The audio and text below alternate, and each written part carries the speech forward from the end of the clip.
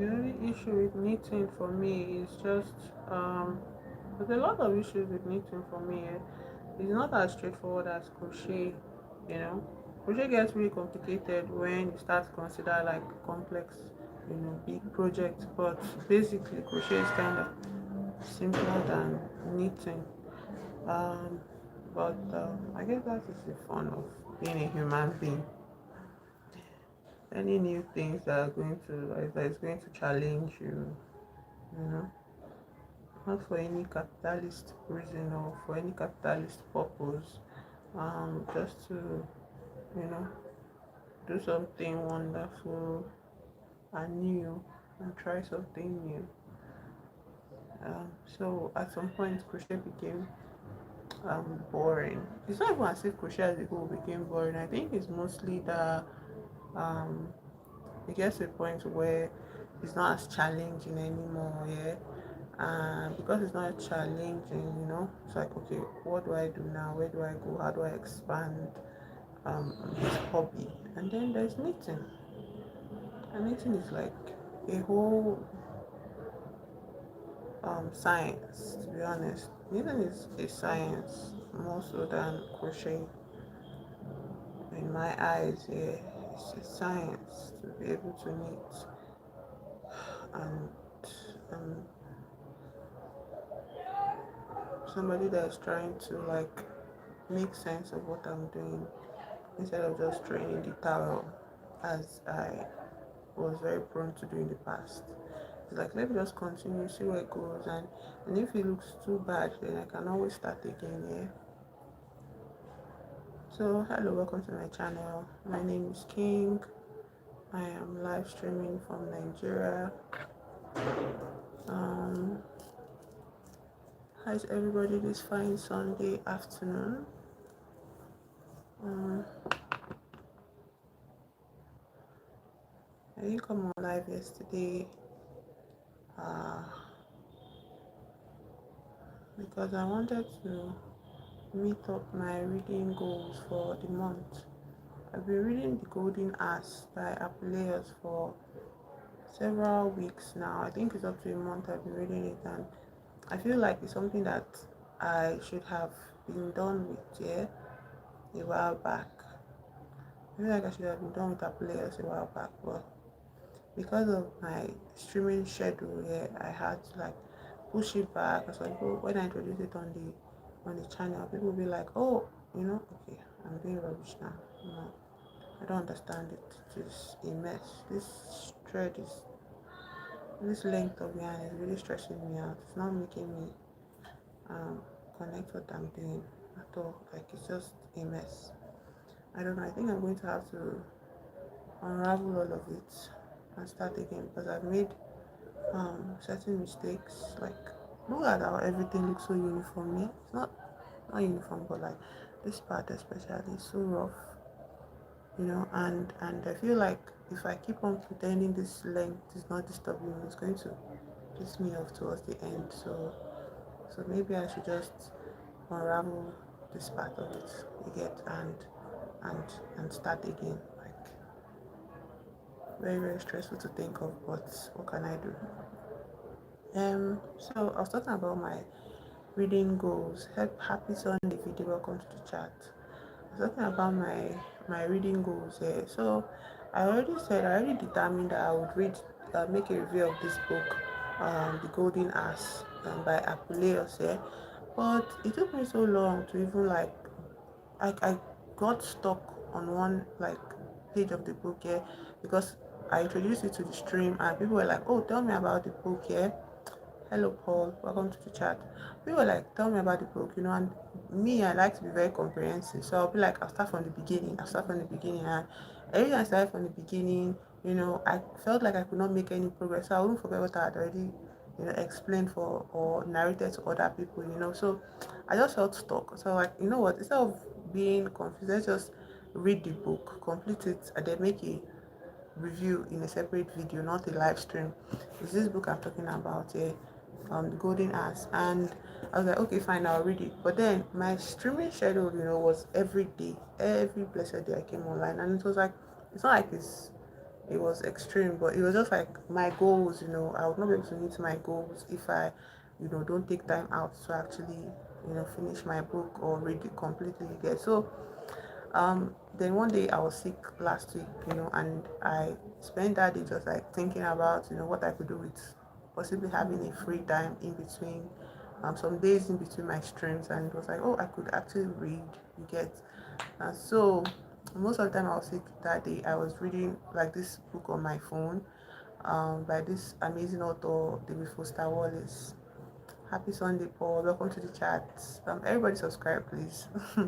So I read this book by Dave Foster Wallace titled Infinite Jest, yeah, and so like Dave Foster Wallace is such a unique, very interesting, sort of mysterious author to me, and um, I I listen to his essays being read on YouTube a lot by him, and it's amazing the things you can get from his essays. And I was like, okay, I have to read this book. Obviously, you can't just go out in the market here and just buy a book you want to buy. Physical copies of books are very scarce here, so but you can download them online. So I got an online copy here, free copy of it, and I started reading it. And when I was ill, I was reading it and I was making great progress in it. And I was like, hey, I could actually take time between my streams to actually just read my books, and then I'll come on online and make videos about it. Hello, Albinos. Karjana, welcome to the chat. Like, I'll come online and make videos about those separately instead of streams about it here. And then on my stream, I also wanted to have time to, properly research topics I intended to discuss about on my stream. You get, and so there's this particular topic I wanted to discuss today. I felt ill, and I could not discuss it because of I was ill and all that. I could not thank you, Jackson. Welcome to the chat. I could not discuss it here because I was not feeling so well.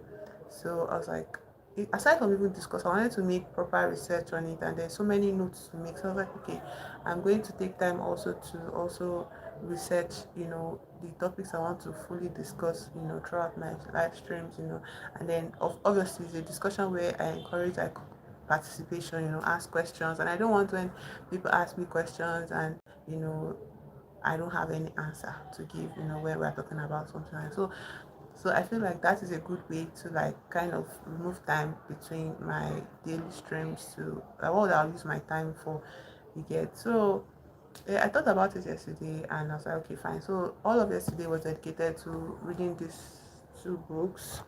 I obviously focused more on one. I obviously focused on this one, and I focused on this one because it was very captivating. The story is captivating in the sense like I don't have to stress about my empathy for the character so much, but this one is heavy. Yeah, I have to, like, the scene stresses me out. Like the characters go through some kind of hellish things that you know weighs on my spirit so much that I have to like put it down, and then do other things and come back to it. Yeah. So like instead of like eh, like experiencing those kind of breaks in between my reading, let me just focus on this very sort of dry, just hilarious, kind of story. You get storytelling, and that is what I feel, and that's how I was able to finish it. This one, yeah, it made me cry a bit. Yeah, like because it's not even making me cry as much as um um like well, yes, it made me cry. Yeah, it is the one that people, it's not crying as in this heavy sobbing, or it's just like my heart just gets really heavy and I get so like scared for the future of the characters. Yeah, even though the book is right here, I can finish it. Yeah, and I have these whole projections of, oh, the story might be so tragic towards the end and I want to prepare for a tragedy, but still just processing the fact that there might be tragedy ahead for the characters, is very scary for me. Like it's scary that it weighs me down, and I have to go do other like funny light-hearted stuff and then come back to it. Yeah, and that's also the thing that disturbed me when I was reading Infinite Jest. Yeah, I read something very sad, something that didn't need to be sad, something like an event that didn't have to be tragic. Yeah, ended up tragic in this section of the novel. Yeah. Okay, good that you understand it. Yeah, really, thank you for understanding. But like, yeah, that feeling, yeah, it's a lot. it weighs a lot on my head, on my in my heart. Yeah.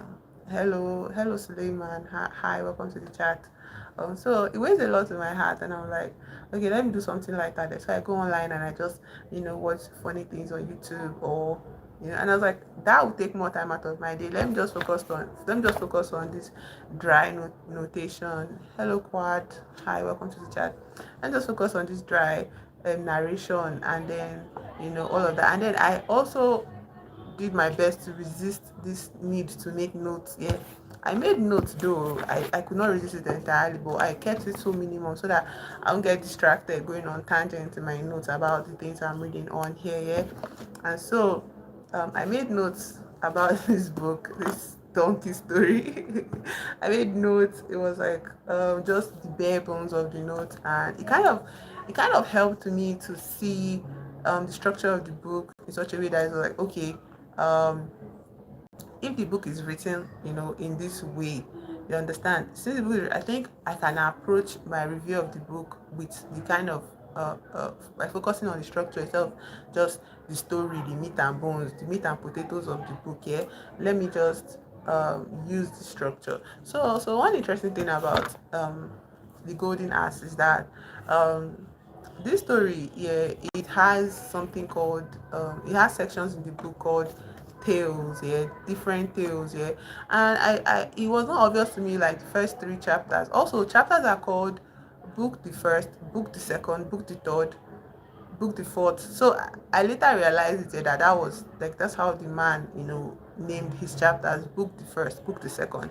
And in each of the book there are 11 books in here, yeah. That's 11 chapters, and in each chapter there are certain tales. And at first I was like, why are we listening to this? Why is this author telling us tales? And like, no, it's not the author that is telling you tales, it's the main character that is telling you tales, because this main character is on an odyssey, yeah. And there's even a note made in the translation, like, this book was translated, yeah, by Jack Lindsay, yeah.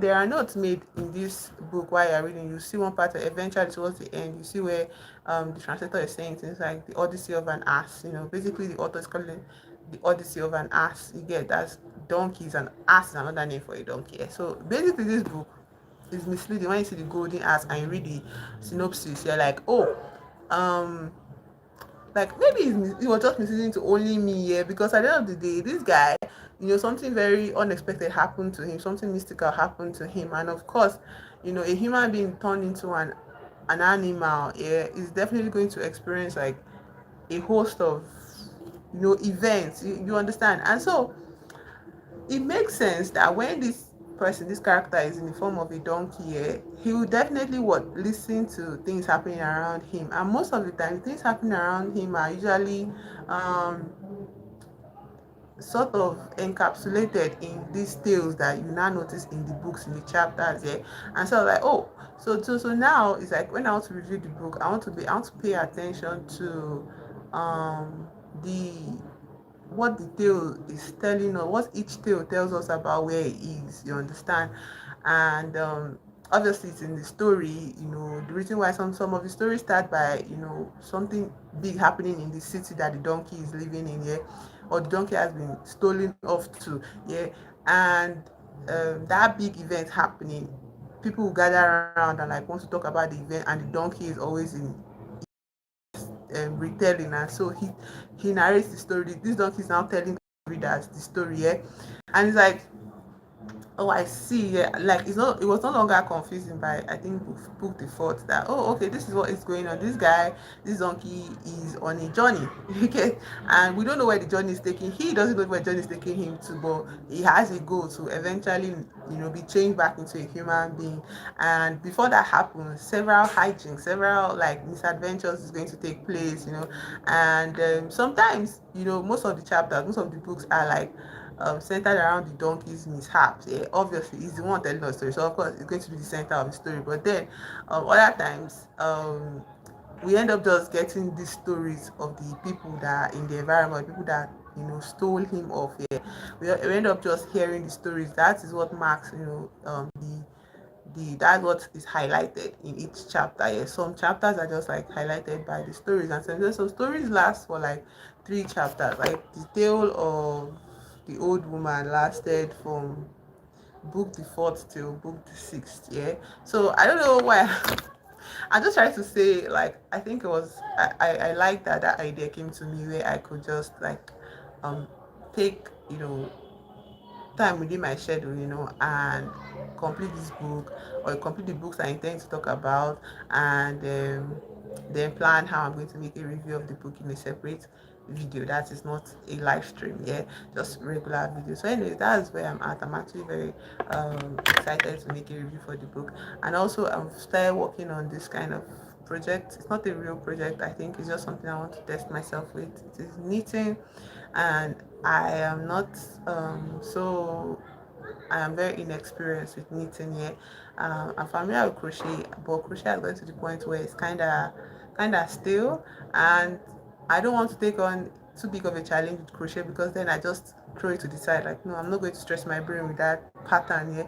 So I was like, let me just try something new. And so I was like, okay, let me try knitting. Yeah.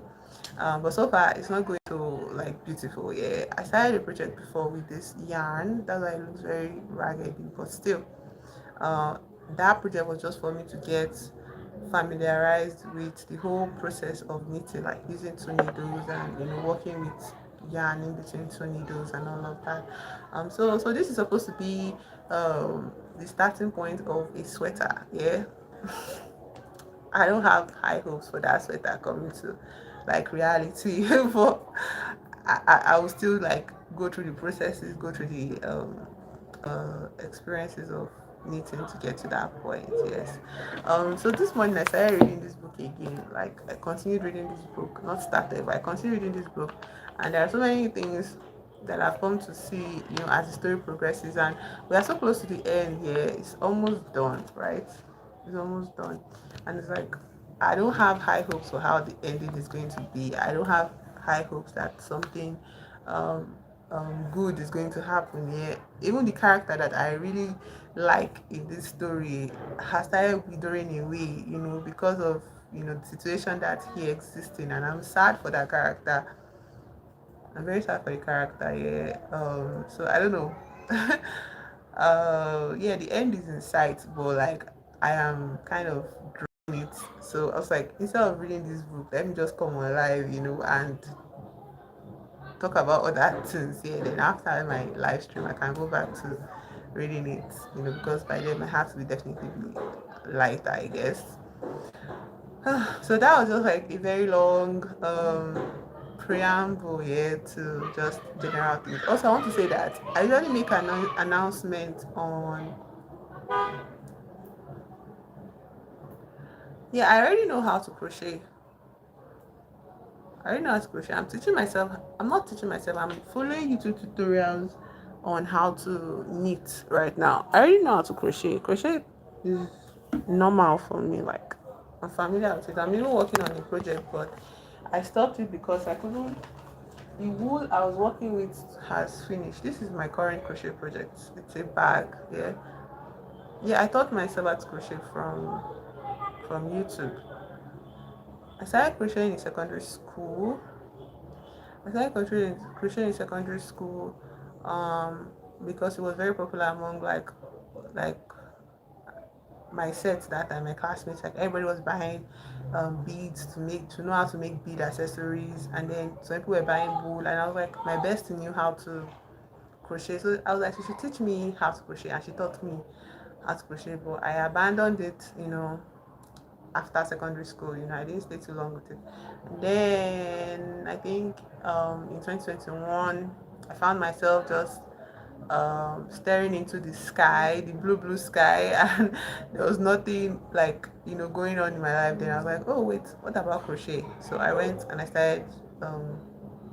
I turned on YouTube, and I reminded myself of the practice of it and how it works and all of that, and it was fun. So I mean, the only thing about me and crochet is that I can't really show you since 2021 how much I've gotten done, like in terms of projects here. I can't really show you that. It's just like very few, because at the end of the day, most of the things I do is very attached to my outlook on life. Obviously, I picked up crochet because I felt like there's nothing going on for me in that at that moment in my life. And so like let something happen for me in this moment, and then I was like, let me create something, yeah, let me do something literally, And so I started crocheting. But the thing about crochet is that there are a lot of patterns to follow, there are a lot of instructions, and if you make a mistake somewhere and you don't notice the mistake on time, you have to unravel like weeks of work just because you made that mistake so many like that early time in the project, in the pattern. And if I like unravel when I after unraveling a project like once, twice, sometimes I unravel three times, like I'll supposedly be getting to the end of the project, and then I'll realize that there's a mistake that is affecting the turnout of this project, and I have to unravel it. So what happens in those moments is like it just makes me feel like, see, why are things not working out for me? So instead of unraveling them, I just drop them and I'm like, goodbye. Let me get new wool and start a new project. So like, goodbye. So I dropped the project. So there are lots of unfinished like projects I have. Some of them have even recently I started unraveling them to use the wool, and all of that. Yeah, because of the colors of the wool and all of that. But it's just like at the end of the day, I'm not crocheting to show or to make a whole to make content around crochet, even to show like even to show my friends or my family that, oh, see what I made. I don't do that. I rarely do that because they are usually never complete. I think it's only like I think it was towards the end of last year and this year that I finally got that mental block out of my head enough to get to the end of any project, to get to the end of a project. And it was just one. And then I repeated the pattern for that same. It was a post I made last year. And then I repeated that pattern this year. It's not procrastination, it's just mental blocks, the whole idea that I have to unravel something, it kind of makes me feel like, why did I make the mistake in the first place, and I used to attach my identity to everything. Yeah, the idea that, oh, because I made a mistake, there's something wrong with me, and so it's like I don't want to face that there's something wrong with me, so let me just abandon the project and start a new one. That was just a mistake. I will make a mistake with this one, or I won't try this project anymore. Let's say I made a mistake, like crocheting a bucket hat. Yeah, I tried to make so many bucket hats, all of them failed. So I like, if I made the mistake with the bucket hat, I'm going to start a new project, not a bucket hat, because I don't want to make that same mistake again, and I don't want to face the fact that I can make mistakes. Yeah, I don't want to face that fact. Why am I making mistakes? Why am I making the same mistake? Why is my project not turning out perfect? And also this issue of perfectionism. People talk about perfectionism like sometimes like as if it's this whole thing where you just want something to be good, so that is why you are a perfectionist. And it's like, perfectionist wanting things to be perfect, it is a very big crippling like mental block here. And most of the time you end up not getting things done. You don't even want to try again because you already believe that you cannot reach this level of perfection that is in your head as an expectation of your entire life. Yeah, if you see the world as if you see your life or you see yourself as wanting to be perfect, you want to be perfect, everything you touch has to be perfect, you get. And when people used to talk about perfectionism online, yeah, I used to feel as if, oh no, I can't have that, I make a lot of mistakes, I even have unfinished projects, like why would I think I'm a perfectionist? Nothing I make is perfect, you get. And it's like, that's why that's how you see yourself, that is how you notice the perfectionist like block in your brain. Yeah, when you cannot complete anything because you are crippled by your expectations of that thing, you get. It's like, why do I bother trying? It's never going to reach this level of perfection, this level of this ideal I already have in my mind. So let me not even try at all. And it manifested so much in crochet, like even the most basic like project. Just okay, let's say I want to make a coaster for a drink. Yeah, I would make one single mistake and then I would abandon it for years, and I would feel as if coasters are just an impossible project for me to do because I cannot make, because I've made mistakes here. And it's like, how I knew it was an issue, how I knew that, it was something that I needed to heal from, or something that I started healing from, was when I made that project last year. Because that project last year, I was obviously making mistakes, but it was not enough to stop me. I was like, okay, I made this mistake. I'll just keep going with the pattern. Let's just see how it turns out, despite the mistake. Before, if I made a mistake, I would feel the need to unravel everything. And it's like, not all crochet patterns needs to be entirely unraveled when you make a mistake. You can make up for it. Maybe the project will be a little bit wonky, it might not be as firm as you expect it to be, but it doesn't mean that the project is not going to stand. You're making a bag, you're making a bag, and if you miss one stitch, you can just make up for it. No, not make up for it something, but you can ignore it, and allow the bag to be just like ill-formed in that aspect of it. I don't know if you get it, but if you're familiar with crochet, you'll be able to get what I'm talking about. Yeah. And so it's like, when I knew that I was healing from that block of perfectionism, yeah, it was when I made that bag last year. And the bag was, first of all, I didn't measure it properly. It was very small. I don't know if I can find it, but it was so small. It could hold only something like this size, and I was aiming for something big, to be like a book bag and all of that.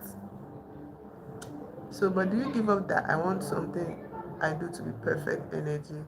Yeah, I do. Yeah, that is literally me, and it manifested in every. I think crochet was the most outward, most external form of that manifestation. That it kind of you know became this big signboard in my face that, oh, see what you are doing, because when it's happening in your life and the things you do inside, like maybe big life issues, you think maybe, okay, I just want better for my future. You think maybe you are being careful about the life you want to live, but at the end of the day, no, even the most outward, like, crochet is not going to affect me in any way. Like, making a mistake or not completing the project in crochet is not going to make me um not have a job, basically. Yeah, but then when you think about it from where it's coming from, like from the inside of me, yeah, and it's like both decisions I made, about my career, decision of where I want to live, how I want to live my life, all of it was all like, you know I was seeing all of those decisions through the lens of perfectionistic expectations, and so it kind of crippled me so much. Like in my teenage years, as a young adult, like I was so crippled, but I was not aware that I was crippled by this specific bug, this specific bug of perfectionism. Yeah, I was not aware of it, and it was when I started making crochet and dealing with crochet and wool and all that. I was like, wait, there is something up here, Hello, Abby. Welcome to the chat. I'm from Nigeria. Welcome. Like, there's something up here. There's something up here, and it was when I was doing crochet, it finally became clear to me. I'm talking about my reading goals, as you can see from the title, and then I started talking about the things I do, my current project, crochet and knitting. This is knitting, actually, not crochet. And so I'm talking about different things about, like, also if you look at my description, I'm talking about my streaming schedules, how I want my streaming schedules to be, and my plans for videos in the future and all of that. So as I was saying, I started talking about, and then the conversation with one of my subscribers that led me down the road of what perfectionism, and how being a perfectionist is the most crippling thing ever, and I'm not saying it as, oh, I am a perfectionist. No, I don't want, like, I'm saying it as somebody that has healed, or I am in the process of healing from that bug of perfectionism. When you see it on in the media, you see it in movies, it's supposed to be this quirky thing that brings out the most optimum result from anything you do, because I'm a perfectionist. You see, my work has to be, oh, but like, no, some people can experience executive dysfunction with perfectionism. They end up still producing those, like, they end up still completing their project. Let's just use that word. They end up completing their project. They end up trying to meet their goals, but they are still working like in a dysfunction. You get, then there are some people like me that I don't experience executive dysfunction. I just stop functioning. Like I don't function at all. Like I just, everything just grinds to a halt with me, and it's just tough. And it was worse then because I was not seeing it. I just saw it as, oh, maybe there is something wrong with the whole entirety of me, not that, oh, there's a bug in my head, oh, that maybe the thoughts that I'm hearing in my head sometimes are lies. I just concluded that, oh, everything is wrong. I need to like wreck the whole thing and start again. I need to like get rid of the whole thing and start again. Let's just start again. Let's start again. And how do you start again a whole existence? Your whole existence. There's no reset button. There's no time machine. Time is not even a real thing. So like I feel that's why I love working with my hands. I love crafty stuff because it gets me to the point where like it has become this kind of mirror. Yeah, crochet became a mirror to me that, hey, you know hey, look at yourself. And I didn't want to see myself for the longest time. Yeah, but I'm happy that eventually, I looked at myself, and the world did not come crashing down. I just saw, the things I needed to see. You understand? And it was cool to see that. Sometimes, yeah, even when I'm having like a really bad day, or I'm having a very tough experience of existence and all, I let me check. Oh,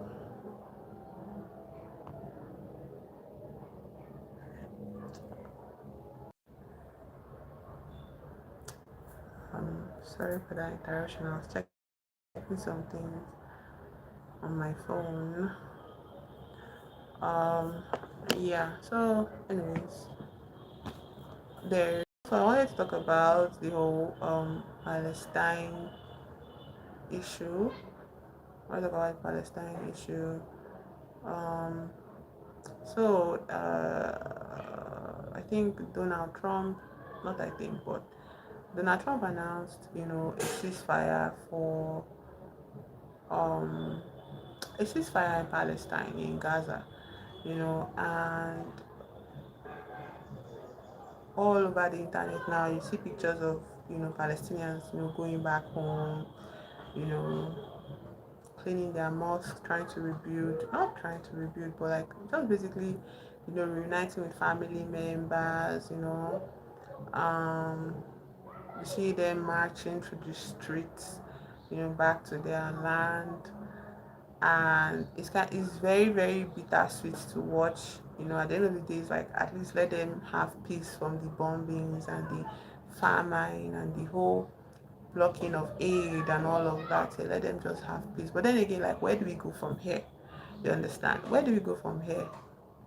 And there are some sentiments online where people are like, oh, they should be happy that they got the ceasefire. And it's like, what do you mean happiness? They are going back to an absolutely leveled city. Like their city has been leveled, their country has been destroyed. And there are still strangers, occupying the choicest, prettiest, richest, most abundant aspect of the country. You know, they still have to live with these people that still actively believe in their non-existence. And it's like, where do we go from here? How do we help these people rebuild their their cities? How do we help these people, make before and after pictures? Yeah, it's very tragic actually. Very, very tragic. I see nobody they talk about the pictures of Gaza here. Like like nobody deserves to go through that. Like nobody deserves to just, have their lives upturned or upside down, for agenda, just to steal their land. You understand? You get, and it's like now that there's a ceasefire in place, let's hope that the bombings stop, because this is not the first time. But let me not be so negatively. Let me continue from the assumption that everybody's going to keep their head in check. So it's like how do these people begin to find their land, their properties, the children, the family members that, that they will never ever know what happens to them. Also, there are some Palestinians still in prison, and there are some hostages that Israel has refused to let go, like that Dr. Abu Hassan, I think that's his name. He has not been released, and it's like, oh, we have gotten to this point, release this man, and there's no explanation given to anybody. So, like, all of those aspects of the conversation, we can't just sweep. There's nothing to sweep on that. There's no rug to sweep this thing on that. There's literally no rug. Israel has destroyed the rug. There's no rug to sweep all of this on that. Like, what do we do? Yes, their mental health. Nobody's even talking about that one. Everybody just focused on, please, at least you're not, like, let nobody miss a limb, let nobody die. Hello, Navi, welcome to the chat. All of those things cannot be replaced. How do they begin to now document family members, ages, date of birth, all of those? How do they begin to, create their what database again? You get, how can they be counted? How would they be, like, and then we have to consider the structures in place, the infrastructures in place, the systems in place. How are these people going to be integrated into a system? How are people going to be integrated into a system that is run by the people that are trying to kill them just 2 days ago or 1 week ago? How are they expecting? Are we expecting that these people that are in charge of the administration, are we expecting the people that are in charge of this administration to um, make way for them, to make concessions to them? Um, my accent is hard to so sorry for that. That's just the way I speak. How do we expect these people to make this ruling system to make space for um, the people that were recently just their prisoners of war? You understand? How does that happen? You get, and so it's just so very sad. Yeah, it's very sad to consider, and I feel like here is the time, like now is the time for people to really, step in. When I mean people, I mean the people that have sponsored this genocide for so long. They need to allow and sponsor now actual activists, that wish to be like lawyers, like doctors, health practitioners, to go back, because I don't expect um, Israeli doctors, I don't expect Israeli lawyers to have any sort of empathy for these people when they come now and say, oh, I want to be treated finally. I want to get back on my prescription. I want to see a psychiatrist for my mental health of what happened in the war. You get, some kids just know the life on the run.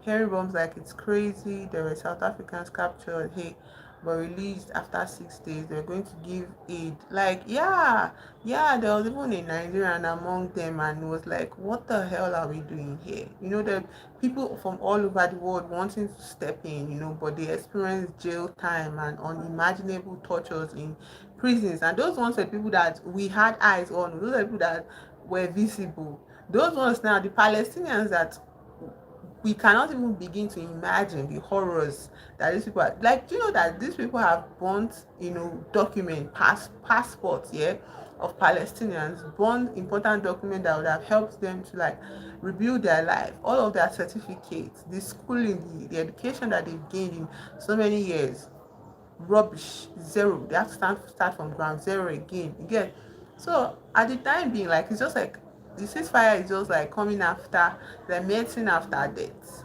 literally, and it's like, fine, so let's just accept your medicine, but like, you can't just administer medicine on what, an empty stomach. You have to do something for these people. You have to now, all those money you are giving them to afford free healthcare for every single Israeli citizen. Now you have to now focus on the Palestinians. You have to, reparations need to be made, compensation needs to be made. Rebuilding their land has to be pivotal on everybody's world agenda. All those people that used to gather and do EU and whatever, you need to come together and decide how, you need to, like, pay these people back for sponsoring the destruction of their state. Yeah, and that's just the truth. Actually, that's just the truth. Their history is more or less wiped off the face of the earth.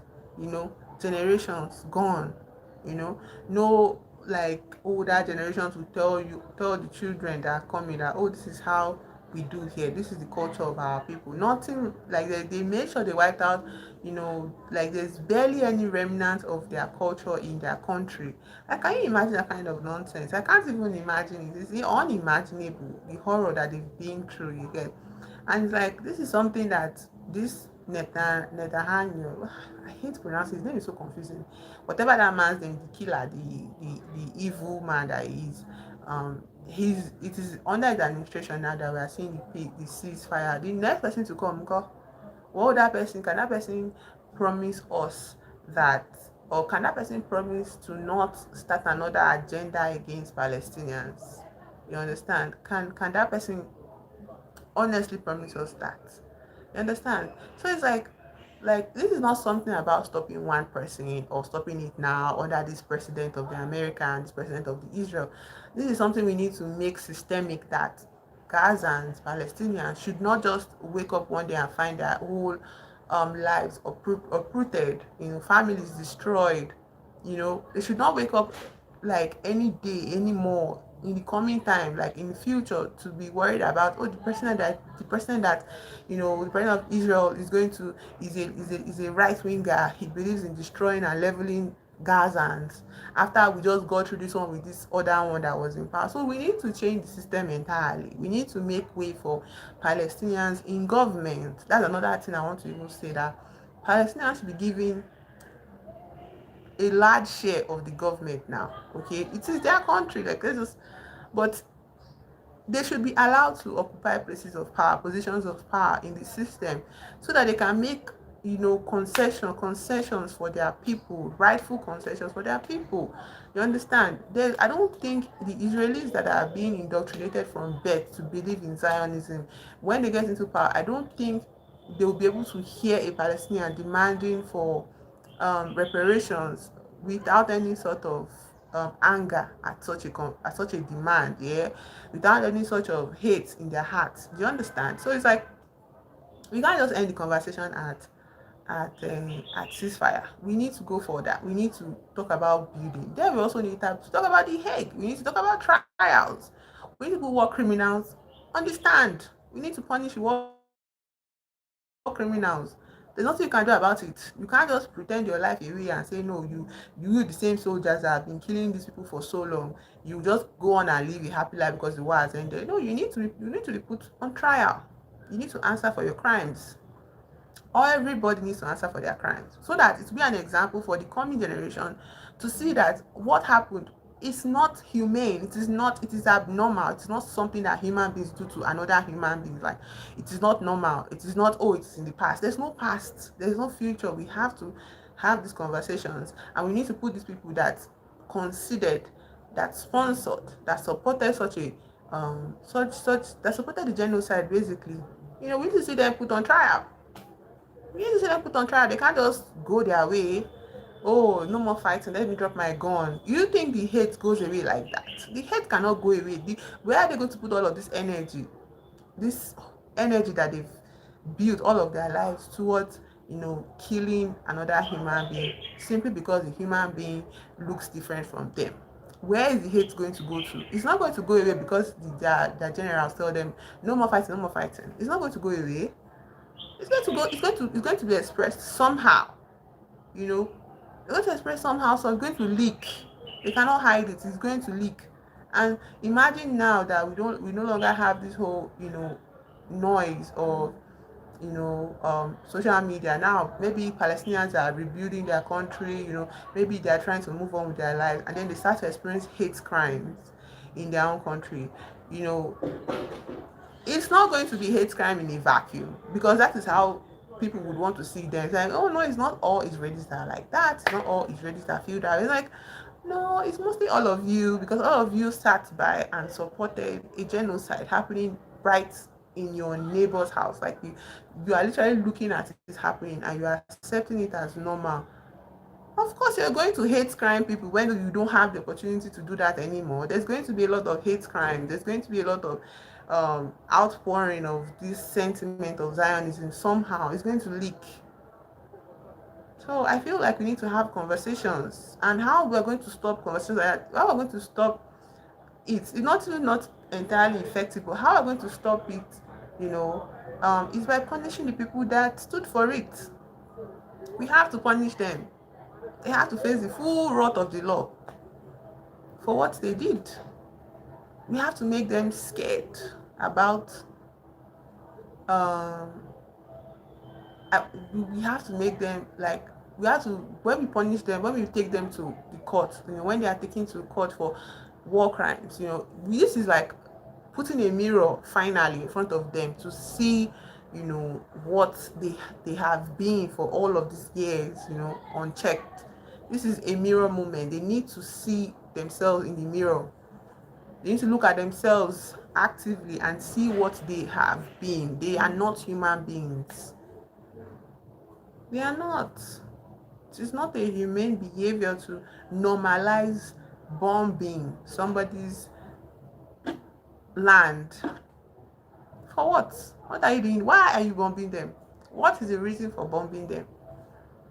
Then they start to mention something about how it is their God-given rights, and that is where, I'm so glad that I dropped religion so many years ago. Like I told religion, you know what, me and you, it go be like goodbye.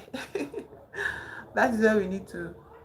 I think that is where I'm glad that I no longer buy into Christianity or any form of religion actually. I don't buy into that nonsense anymore. So it's like there's really no logic around what happened, this atrocity that we witnessed. Yeah. Also, more on that conversation is this whole sporadic, virulent spread of, oh my god, spread of hatred, online, where it is very popular. When you see somebody say things like, I don't want Muslims in my country. I don't want Muslims to take over my country. And then you see them having thousands and thousands of likes and retweets, and people in the comments, hiding behind faceless accounts saying, or even they even put their face now, they're not scared. Like it's so actually, the thing about my wall is that it's not a wall that encourages like use of this pin here to hook something like on the wall.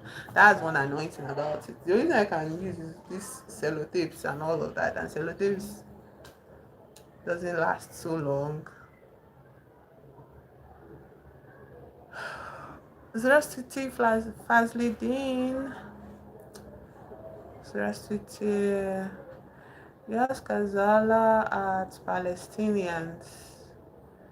Я сказала от Palestinians, потому что это ужасно, как их,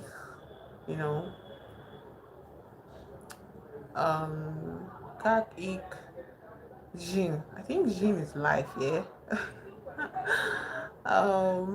Да, сейчас ceasefire, сейчас, но нет,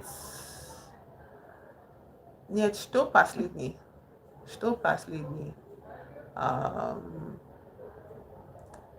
yeah, it's Russian actually.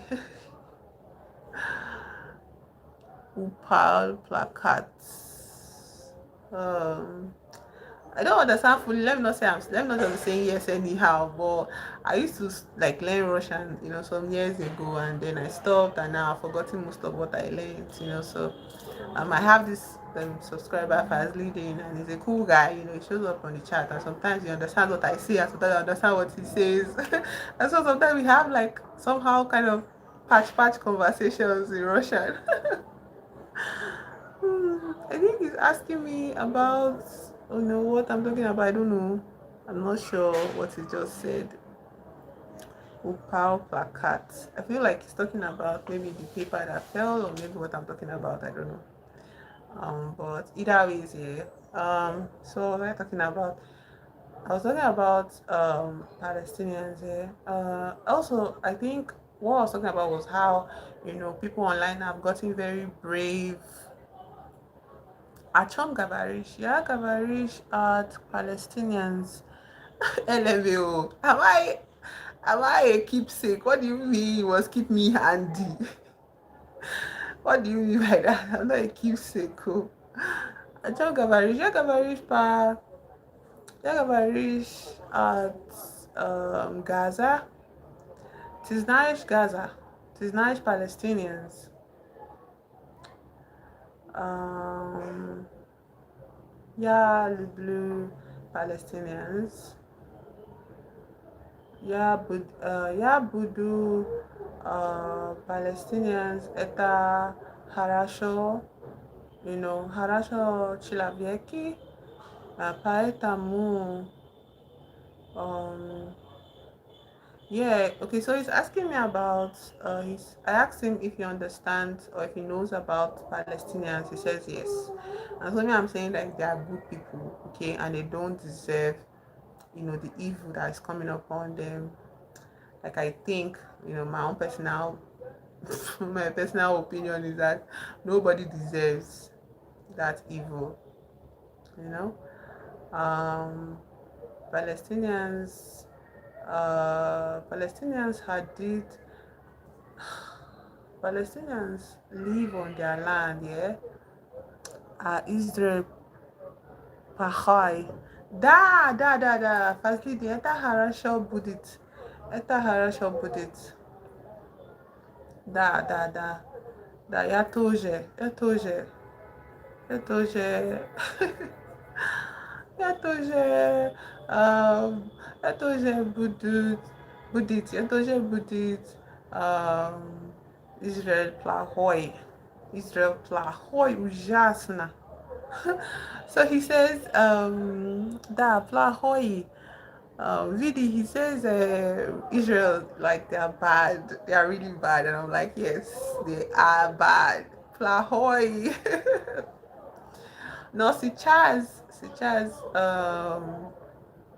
нет, ужасно, да, he's saying horrible, he's saying terrible, я тоже будет так, я тоже будет так, um, потому что Palestinians делают, что, да, yeah, we all know that about them. Well, apparently, we are not plenty that know that. We are not plenty because the powers that be, they banked on a majority supporting their complicity in the genocide. They banked on it and they were right. Biden did not talk about stopping the war like stopping that October 7th event, like demanding a ceasefire. Kamala did not campaign on a ceasefire. And I'm talking about Americans because they are the ones that are sponsoring Israel. Ani nasties. Nasties. What does nasties mean? This is where I have an issue now. My vocabulary is very limited right now in Russian, so I'm struggling.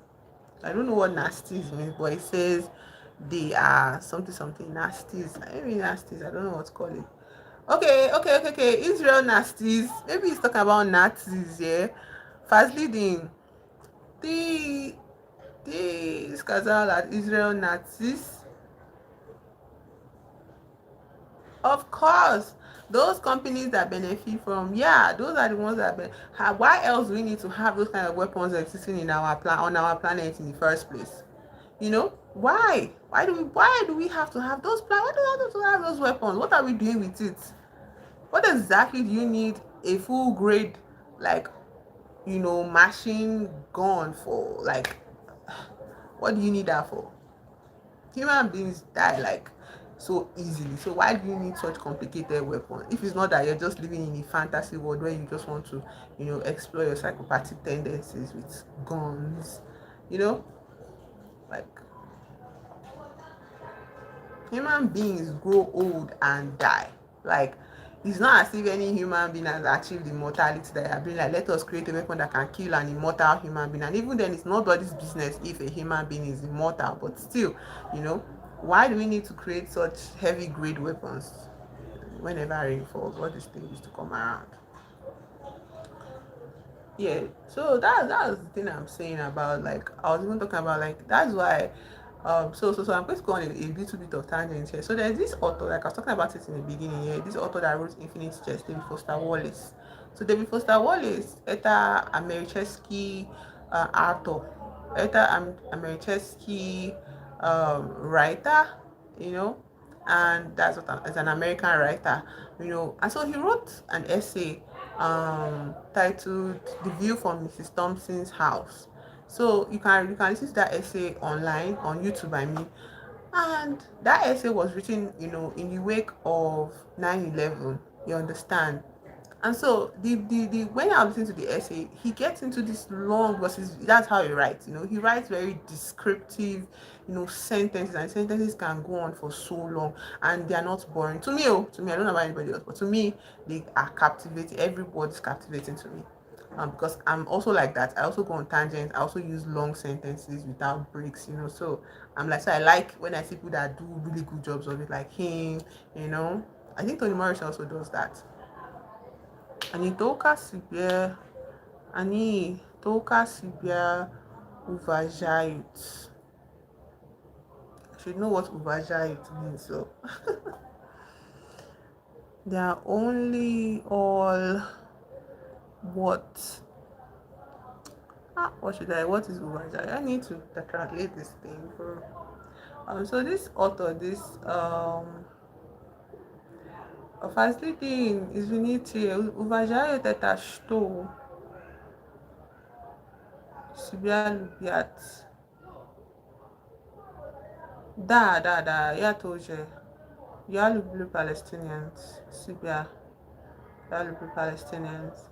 So talking about David Foster Wallace here, and so that's essay I'm talking about. Why I'm bringing it up now in the context of the weapons manufacturing and how these companies benefit from it is that he was now talking about how in the wake of 2011, Americans became very paranoid. They had American flags everywhere. They were like, never again, you know, all of that kind of sentiment, and they were like facing Middle Easterners. They're facing, you know, people from the Middle East. They condemned all of them, even the ones that had already migrated because of the war that America was fighting in their country. They migrated to live in this America.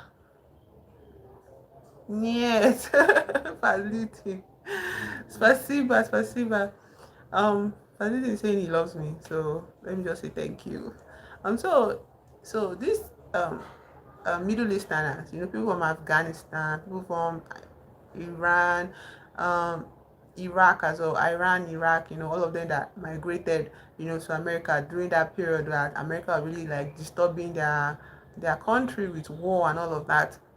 Because that 9/11 thing happened there, Americans started to get very like suspicious of like all of their migrant neighbors. They started putting American flags everywhere, and he was writing about it. Yeah, so he wrote about it. He kept on describing the whole thing, but all of it to say, there's a point in the essay he starts to talk about how the news report keeps on, you know, kept on regurgitating the event, kept on replaying it over and over and all the channels, you know. And then they had like news hosts, you get, kind of reiterating what everybody already saw on the TV, you know, what people were even seeing from their neighborhood. Spasiba,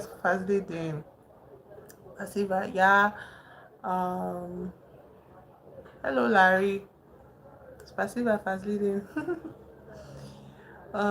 So he was talking about how the news report, the news cycle, you know, kept on repeating the gravity, the gravitas of the horror and all of it and everything. I started like showing like close-ups of people that were hanging off of the buildings, you know, and then falling off inevitably because there was no help for them. They could not hold on any longer. The ones that were crushed under, you know, mounds of construction and all of that, they could not get out. All of that horror, like the news kept on like emphasizing it. And David Foster Wallace now said that the thing about that news, like the thing that was doing him was that the more he watched it, the more he realized like there's a familiarity to this report. There was a familiarity to the horrors that they were seeing on TV. They have seen it before in movies, in shows. It is glorified in American media. War is glorified in American media. Battles are being used as the show of something so wonderful. So it is glamorized in American media that war is this maker of men. War is this thing that makes a man. That the horrors that a human being goes through during war, especially if that person is a man, it is what makes this person extra special. They make it see something aspirational to go to the war, to fight in wars. And then they create all these storylines around the earth crumbling, around soldiers killing people around it. They already had this fantasy about, there's already a sentiment of how the people from the Middle East are just these evil people, this evil group of people that just want to kill people and just want to take away people's freedom, and it's up to the Americans to go and save people in that land from themselves. And when it happened in the real life, in 20 in 9 on in 9/11, like the 9/11 event here, the first have always expressed a familiarity to it, and it just hits me that yes, this man is right. Do you understand? This man is right. And he now said, the way he concluded the essay was that the America that all of these neighbors are putting up flag for and trying to place themselves as this kind of poor country that will just, this country that wants to do good for the rest of the world, this country that cares too much about the rights of other people, that cares about freedom, that America, he was like saying it, that America that is now being propped up in the wake of this horrible event, you get, it's not the America that those people felt so much hatred for to bomb. Do you understand? I'm from Nigeria. It is not the America that those people felt the hatred for. Those, when I say those people, the terrorists felt the hatred for to bomb. The America that they felt so much hatred for, David Foster Wallace is saying that the America that those people felt so much hatred for, so much hatred against, enough to bomb in that way, yeah, that is the America he knows. That's the America that is true. That is the real America. And it just like, wow. And I was like, wow. And then, where are you from? I'm from Nigeria. Fancy thing. I don't want to talk about marriage on my channel. All those kind of things. I don't answer questions like that. Mnie nie nравится это вопрос.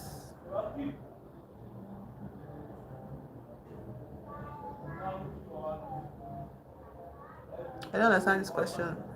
So what I was talking about, what I'm driving to is that when the essay concludes and I'm like, wow, this is a perspective, okay? This is a perspective that is very uncomfortable, and I'm sure a lot of people, expressed, I didn't read up the reviews on the essay, but I'm sure a lot of people were very uncomfortable with that essay, you get, because there's a truth in it. And then I think the last time I was on live stream, which was like 2 days ago, somebody recommended, we're talking about horror movies, I'm talking about time horror movies, and somebody recommended a horror movie, like a movie for me, and that movie is Edge of Tomorrow. That movie was made in like 2014, released in 2014. And it features Tom Cruise, and then it was this situation where aliens came to attack the earth, and they had Americans, they had to create this wonderful weapon, this robot, kind of like Neon Genesis Evangelion, but copycats, whatever, let's allow it. They said they created this weapon, to tackle these aliens, and it will involve super soldiers. They will become like people that wear these weapons will become like super soldiers to tackle these aliens, And when I was watching it, immediately I just got reminded of that essay. You get, why am I discussing America? Because America is affecting the rest of the world, Derek. Do you think America exists in a vacuum? America is America because it has exploited the world to be where it is. So I will discuss America from my country, Nigeria. I will discuss any country I want to discuss. That's the thing. Harasho. Exactly. So I'm going to discuss it. Yeah, that's why I'm discussing America. But I'm talking about it on the heels of something that my subscriber already mentioned. My subscriber mentioned earlier that The people that benefit from wars like genocide that is happening in Palestine are people that are weapons grade manufacturer. Okay, they are making profit from the sale of those weapons. Those weapons will not have a market if there is no war. Okay, war is manufactured to give these weapons a market. Yeah, I have to just, it's not like I was, okay, maybe I was a little bit upset, yeah, but I felt you were coming at me from the angle of maybe I shouldn't talk about it, yeah. So I have to like make it clear that I will talk about it, basically. Okay. So maybe I misinterpreted the energy of your question and all, but yeah, I'm not fighting with anybody. Sorry. So anyways, um those weapons will not make money for their manufacturer if there is no market for it. So they have to manufacture or encourage little skirmishes to grow into big things so that they can make money from their products. And that is why I was talking about this movie I watched. This movie was in 2014, yeah. And 2014 is not that far from 2011, yeah, 9/11, yeah, that's like 3 years after. So for a movie like that with a powerhouse actor like Tom Cruise that's always getting himself caught up in spy movies and all of that and being the face of all this like intelligentsia, American intelligentsia and all that, you understand. I don't know about any war in Nigeria, Derek. All I know is that there is a move to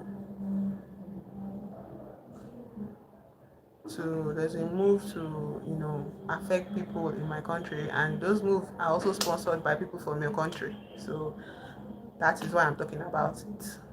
Nigeria's whatever war you're hearing about in Nigeria is sponsored by noisemakers from your country. It's sponsored by agenda propaganda pushers from your country that want to profit from something like that happening in my country. So there's no war in that sense, but there are problems in my country, and the people that are benefiting from the problems in my country are the ones from your country that are sponsoring it more, either somehow, some way. So anyways, I was talking about the movies. Yeah, their sticky fingers are everywhere.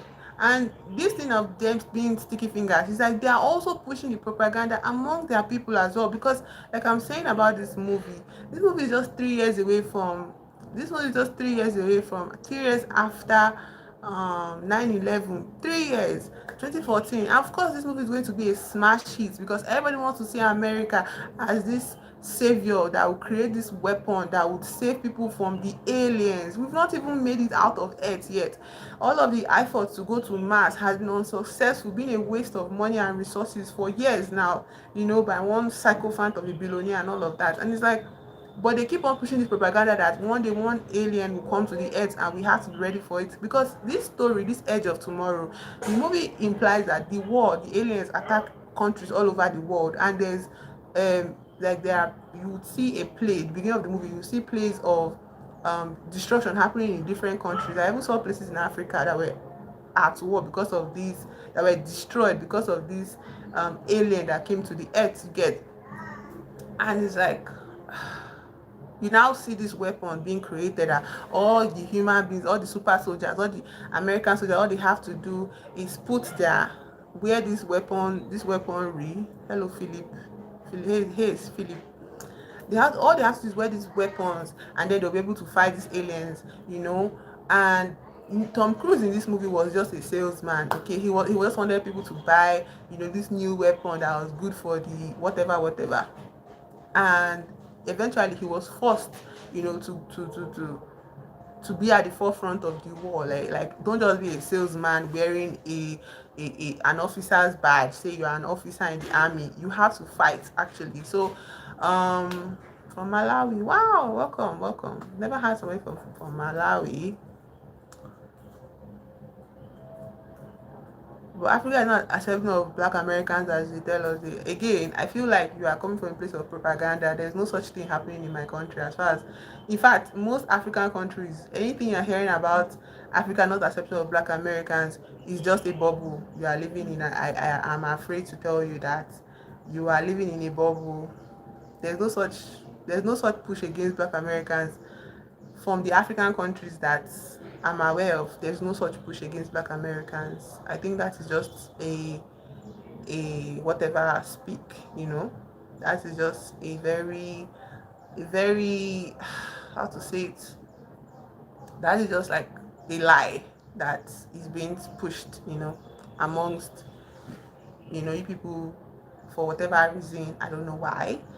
um the only thing I know is that nobody's going to stop you from living your life in my country or in any African country that I know. No single person is going to stop you from living your life there in any African country you want to move to. The only thing I want to put as a disclaimer is that the standard of living is very different here where you're coming from. Okay, so you probably hello Omar, thank you for the compliment. You probably experience a lot of discomfort, adapting to life in Nigeria or in any African country. Obviously, migrating from, you have Nigerians there in America. Well, Nigerians in America, they don't also know what is on ground here. You have to come here and see it for yourself. Nobody is going to push you out of the space. In fact, most of you people are taking up space in our industries, actually, more than the local Nigerians. Okay, so whatever thing you are hearing there, it's a lie. There is no such thing going on in my country. As far as Nigeria is concerned, Nigerians will not push you out of anywhere. Nigerians are not going to make you feel like an outsider. Nothing like that is happening here. That is a lie that you're hearing. Even if you're hearing from the Nigerians there, ask them the last time they stayed home for 3 years at once. Ask them the last time they stayed in Nigeria for 2 years at the stretch. Fazidin, um, I'm talking about now. For now, I'm talking about Americans living in Nigeria. You know, um,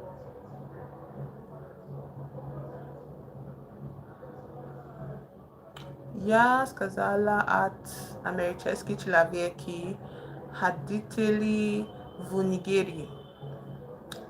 Я сказал, это хорошо, это нормально, нет проблемы, нет проблемы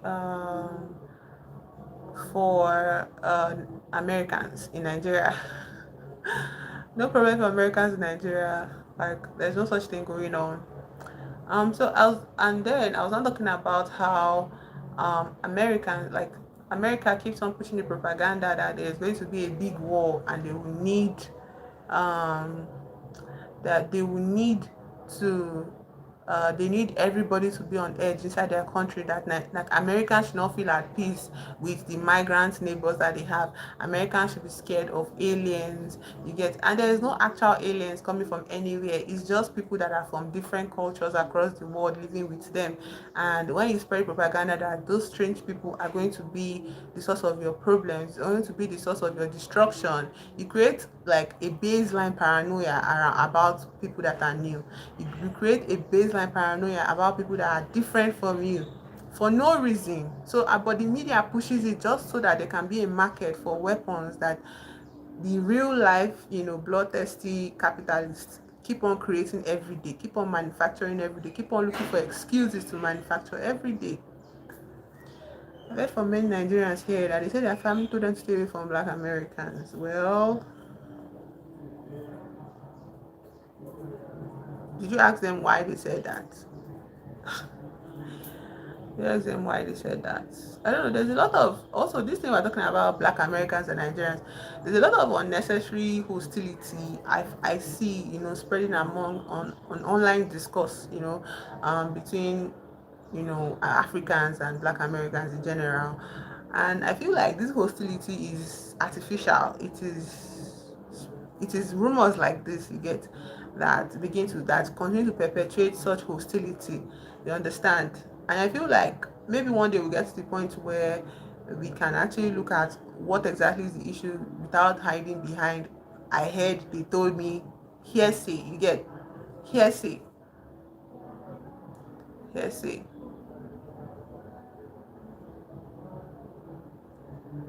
So I feel like when we move past hearsay, probably we can actually get to the root of what is making people that are the same thing, have this level of discomfort dealing with each other. You understand? We also have conversations about intersectionality, you know, how this intersectionality of cultures, is going to create a lot of friction between different people. The culture of Africans is very variegated, is different. Oh, thank you, Latre. Welcome to the chat. So the culture is different. Like, you can't see a person from Nigeria and expect that behavior from somebody from Kenya. We are different. This is just a continent. We exist in different countries, and even inside countries in Nigeria, we have, do you know how many ethnic groups we have in Nigeria? 250. All of them have different behavior, different styles of existing in life based off of their ethnicity. Okay, 250, over 250 in this country alone. We have cultures, different cultures. So if you see one Nigerian person, you don't expect that same behavior from another Nigerian person. It's just the way it is. So I wouldn't say I know. I feel like it's a conversation that we'll continue to have, because at the end of the day, we may look alike, but we are, different people. And so when we meet each other, we have to be open to our differences. We don't conclude that our differences makes us to be at odds with each other. It's not normal. You meet a new person, even among your fellow Black Americans, you guys are from different parts of America. You people have different cultures, okay? And so sometimes some people from different cultures will say things like this. We don't separate ourselves by tribe. I'm just saying the behaviors are causing a lot of friction that are leading to hearsay. Those behaviors are just, cultural differences. The culture of somebody from a black, hello Tanatswa, welcome. The best city in Nigeria, ya nisnayo no Lagos eta interesna Gurad or city. Lagos eta interesna Gurad, Abuja eta interesna what other place, Port Harcourt, different states, Razni Guradi eta interesna. It's up to you, to choose where you want to enjoy when you visit Nigeria. So as I was talking about, you say things like, but in America we are all one, we are black, we don't separate ourselves by tribe. Well, it's not about separation. You people are from different places. We are not from the same place. Where are you from, Derek? Your behavior growing up in a city is going to be different from your behavior from another black person in another city. Okay, it is not a sign of separation. It is just an acceptance of differences. It's an acceptance of differences. We have to be open to the idea of multiculturalism. And then I'm talking about America. What about the black people from France? Black people from Germany? Do you think your behaviors, your culture is the same thing? It's not the same thing. But if people are all this, you will say you are the same black now. Are you not? You're from the South. The things people observe as normal behavior, your expectations of your role in society assume you're a black man, your name is Derek here, is going to be different from a black man from Paris, a black man from Germany, a black man from, you understand? And America is just one country. I'm talking about my one country with different countries in a continent, yeah? We are our own, like how I would say it, like that. I don't know how to say it, but I just feel like there needs to be comprehensive conversations, comprehensive integration, an acceptance of difference. Like, you just have to accept that we are different people, like, that kind of feeling. Yeah, Africa is one continent with 52 countries. Each country has different tribes with different cultural behavior, ethnic behaviors. One continent is not a thing. It's not a a clumping together. You can't just see somebody from Ghana and expect them to be the same as somebody from Nigeria. We are very different. We are very different, but we accept our differences in the sense like, oh, we are, Africa or something. And 54 countries, 52, I'm not exactly sure. Yeah, we have countries with different. Somebody from South Africa is way different from somebody from Nigeria. Like, and we don't even know each other's like very different ethnic backgrounds yet. We just know that we are different because we grew up differently. We are in different places. So I think when you begin to process, when you begin to like process the aspect of how we are plenty, you can't just say, oh, somebody from Africa, these are all Africans are. No, no, no, no. That is a very limited train of thought. That's a train of thought that will not take you anywhere. Say things like, oh, Africans are, guy, we are different. And that difference is too stark. Like you will notice it, like it's so obvious to us, like ah, very different. When Europeans split Africa up, Nigeria was founded in 64. No, Nigeria gained independence from the British in 1960. So before that, we were already existing. British people did not give us existence. They did not find us anything. Nigeria was also not one country. British people came to like West Africa. Yeah, British people came to West Africa and delineated lands into colonies. Okay, some section of British colonial heads, controlled the region that is now Nigeria. But Nigeria itself was not one country. We were divided into different like regions. Though we were actually titled Nigeria in I think 1914 or something. That's when we were named Nigeria. Spasiba Fazlidin. Spasiba. Ya gavarila. Ya skazala at Nigericheski history. Well, Nigeria was titled Nigeria since when the British discovered that they could make more money out of the land by joining us into one area. We were called Niger area. And why Niger? We were called Niger area because of our river Niger. Okay, we have this long river that divided the entire land into like 2 or 4 different areas. And so when Lord Lugard sailed on the, is it Lord Lugard? It's not Lord Lugard. He's what's his name? Mungo Park. Yeah, when Mungo Park sailed on the Niger River here, he discovered people from the east.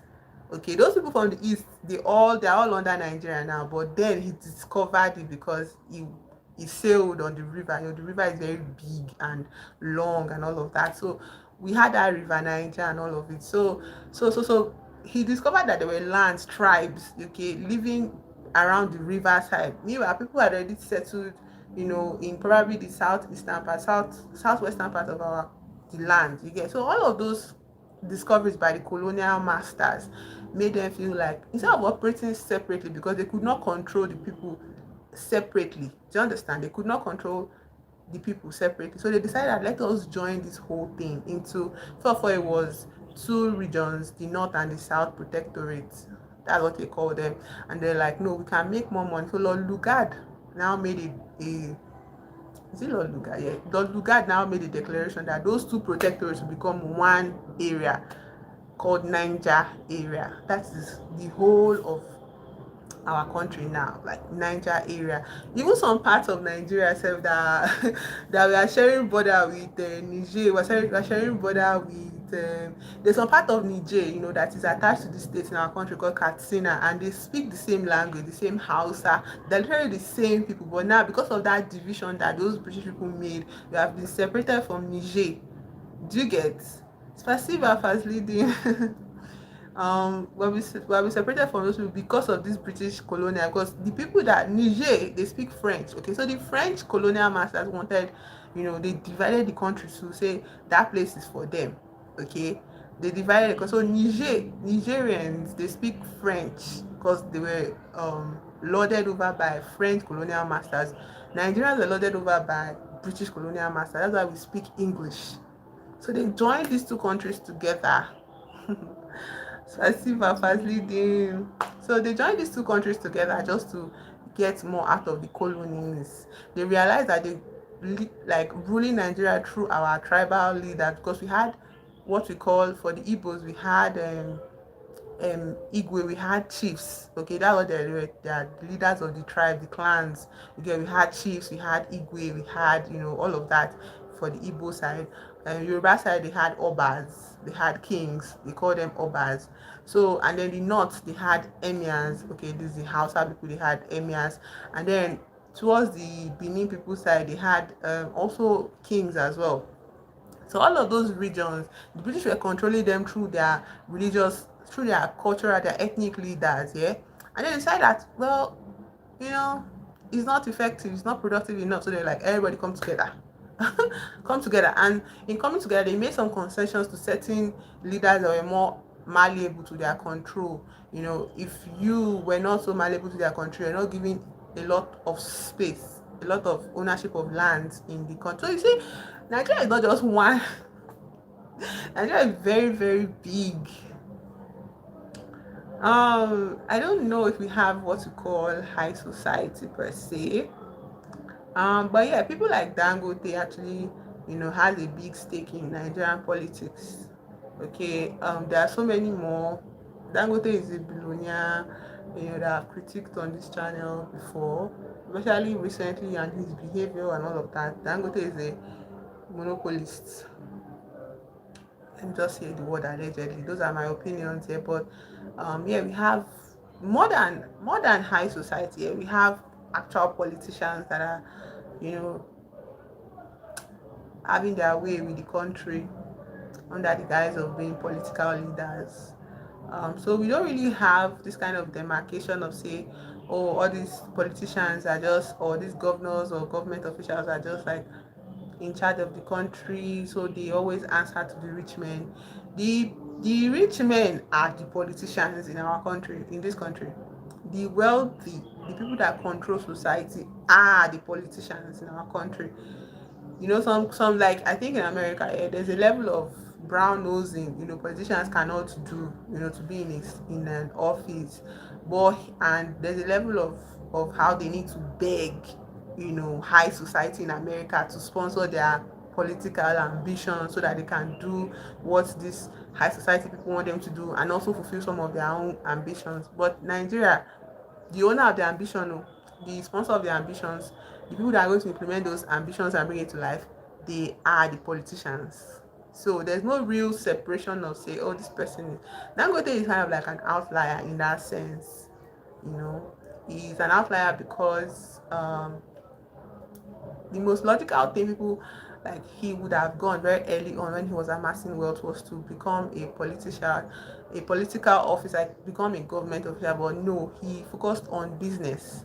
Okay, he focused on becoming a wealthy businessman, and he expanded, and you know you know he expanded and kind of brown nosed with actual politicians, to and lobbied with them to allow his unchecked expansion of his businesses, you get, and his flourishing of his new products in the market, how he chased competitors out of the market, allegedly, how he kind of pushed people, not all of that, yeah, he pushed all of that and all of that. So all of that behavior, he just he's kind of like an outlier in that sense, yeah. um so he's in his own category, in the way he connects politics with his business. Yeah. So yeah, that is a long tangent of how Nigeria, a little bit of Nigeria history and all of that, yeah. Also, we share a very close border with Benin Republic. Okay, and the people that live along the border, they speak the same language. They are Nigerians, they are Beninois, they speak the same language. But Benin was colonized by the French. Okay, and so removed, like demarcated, yeah, those demarcation between the countries. So all of that, like, yeah, the Europeans came on the continent, and you know did whatever they wanted to do. And I can't, like, it's kind of this major thing that's happening in this Weep Not Child by Ngugi wa Thiong'o. It's about Kenya's history. Not really, it's a fictionalized, retelling of Kenya's history and coming into their own independence. I don't think they got to independence in this book, but how the movement, kind of stirred up and kind of became so there was now a nationalized movement towards freedom from the British and their colonial masters and all of that. Yeah. So it's very much in this book, and that is why I'm having a hard time, because of the sadness of reading all of those kind of events and how, you know, if you think about it, like, did they really go? You know, the fact that Africans still feel like, they need to escape to European countries because of the systemic the way the system has been crippled. Yeah. The way they set up the system is one that will forever be dependent. You know. Hello, Animated Pro. Hello, welcome to the chat. So like it's just whenever I read the book, I have to take several breaks, because of how, the heaviness of my heart in situations like that. And also I feel so much pride, thinking about those people that started the whole conversation about independence in their countries all over Africa. Yeah, how they were like, no, it's time for these people to go. All of those kind of movements. It is very. I like reading about it. Um, yeah, I like reading about it, even though it's very hurtful to read about. Like, it's painful to read about.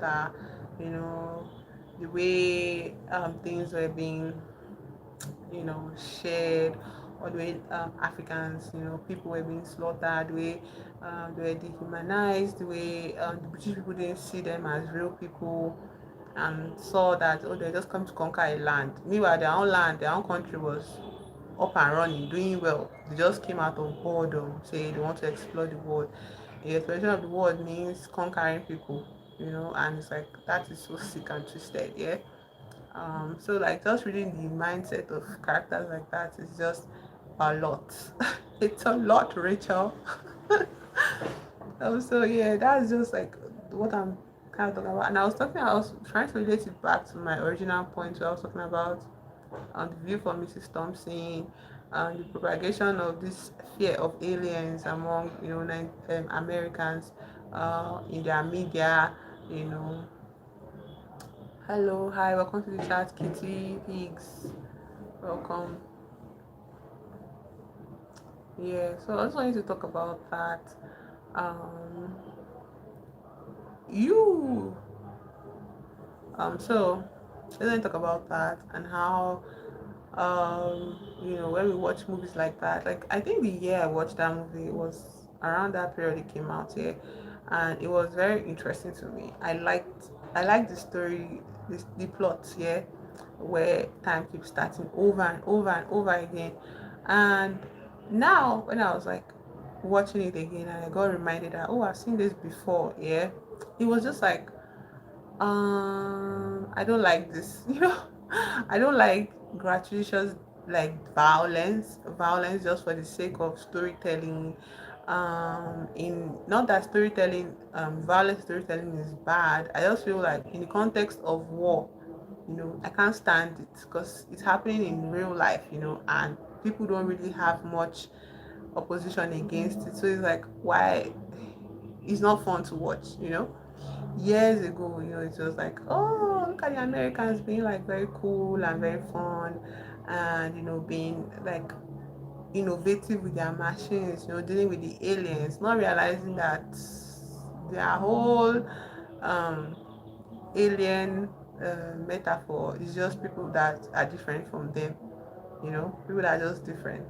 Those are the aliens. Those are the ones that are, weird or something, that are going to come and destroy the entire world. So it's like, okay, that is not interesting to me. I'm not interested in that. I just could not complete it. So by the time Emily Blunt, kills or shoots Tom Cruise, over and over and over again. It's just so painful to see.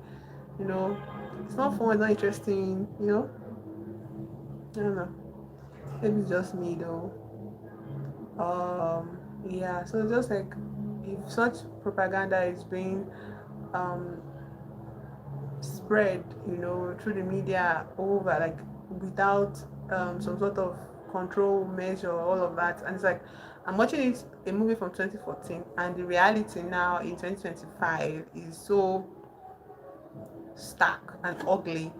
It's so ugly the way um people are reduced to just the color of their skin. People are just reduced to their religion. People are just reduced to people are just dehumanized to what migration status. Yeah, all of that is just like, what are we doing here?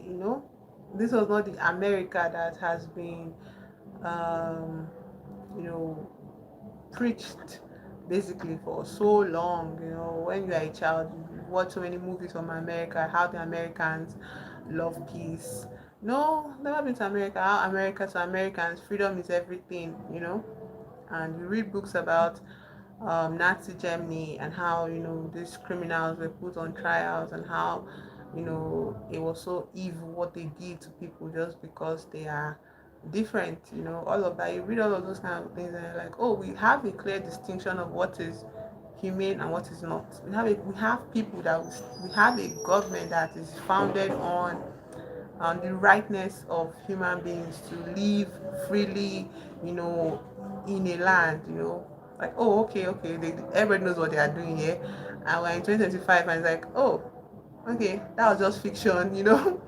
That was just fiction. There's a reason why it happened, and it's happening again. It's kind of, I don't like to see it in movies anymore. Like, I'm not interested. Don't glamorize war to me. Don't sell war to me. It's not fun. It's not interesting. It's not pretty. It's not heroic. It's not heroic. This lie of, oh, men should go to war and die for what? For what? For one person's hubris. For people to just exist in, like, for one old grain decaying decrepit of a human being to enforce the reality that they live in. It's just like, so no, I don't want to do that. Ew, thank you. I don't want to participate in that. I do enjoy watching horror movies, so let's continue the conversation. Horror movies. So somebody will recommend a horror movie to me, and I recommend a horror movie right back.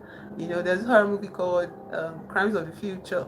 Yeah, David Cronenberg directed it. Yeah, and I started watching it again. I've not watched it. I've had so much free time to watch this horror movie, but I have not. So it's just like, when will I watch it? But recommendations, were made to me. Somebody recommended Monkey Man to me again, with the violence. Like, I don't know. Although the synopsis of Monkey Man is actually very interesting. It's a revenge plot. Somebody trying to fight the system that ravaged his land and killed his family, his mom and all of that. But the thing about the story is that it was so. Also, I like the fact that the thing I really enjoyed, that will make me complete the movie, was is the fact that there are trans people in the movie, and there are trans people in the movie, and they are shown in a very humane light. They're shown in a light where they are seen as human beings that respect other people's lives, and I like to see that. I like to watch things like that. So I'm going to complete it. It's just that the violence is kind of choking me. Like, I don't want to see people like be punched, and I don't want to see so much blood and all of that. Like, in that context, it's not horror movie to me. And I mistook Monkey Man for the monkey. I don't know if anybody has seen the monkey. The monkey is a horror movie set around like a toy monkey that drums, called the organ grinder, and if the monkey drums, it kills people, it causes people to die in horrific ways, and I was like, okay, this is going to be interesting, but I don't like it as well. I don't know why, it just does not do anything for me. It's just very icky. I didn't like it. It feels like a slasher movie, and I don't like slasher movies. Reminds me of Chucky as well, and I've seen Chucky. Chucky was interesting in part one and part two. After that, I was not really interested in Chucky. Like, it was, I watched all of it, but it didn't really excite me like horror movies do. So the noise is getting a lot, like increasing in the environment. Today is Sunday, I guess everybody's having fun, but there's no day people are not having fun in this country. There's always music playing out. It's just I get lucky when I do my lives not to catch moments of music. Yeah. But the music is kind of distracting. But anyways.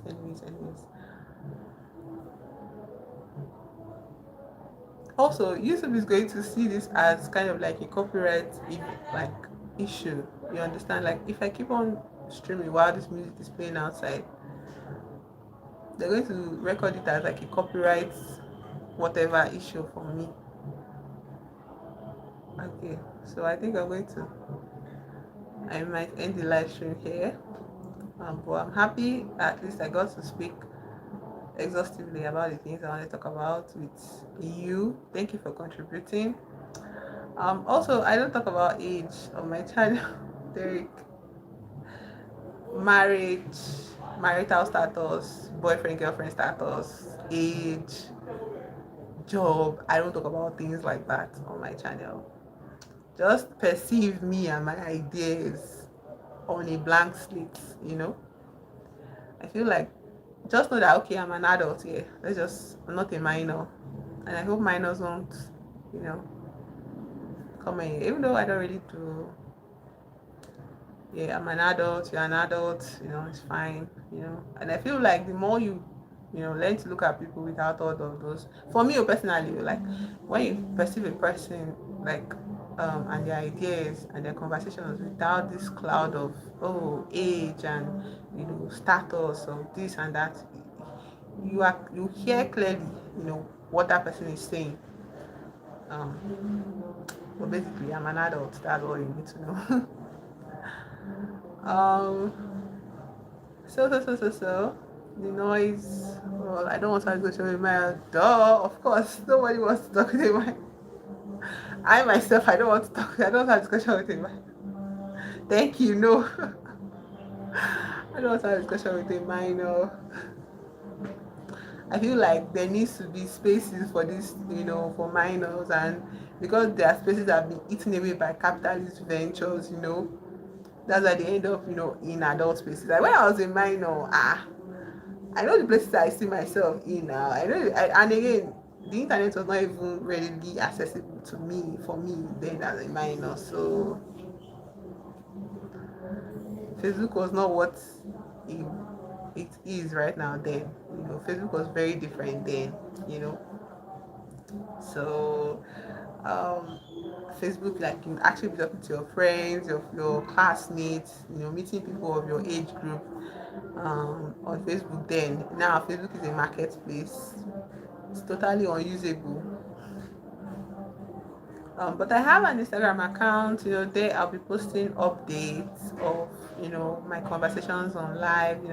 Update of my schedules and all of that. In case you're interested, it is in my description. You can follow me if you're not.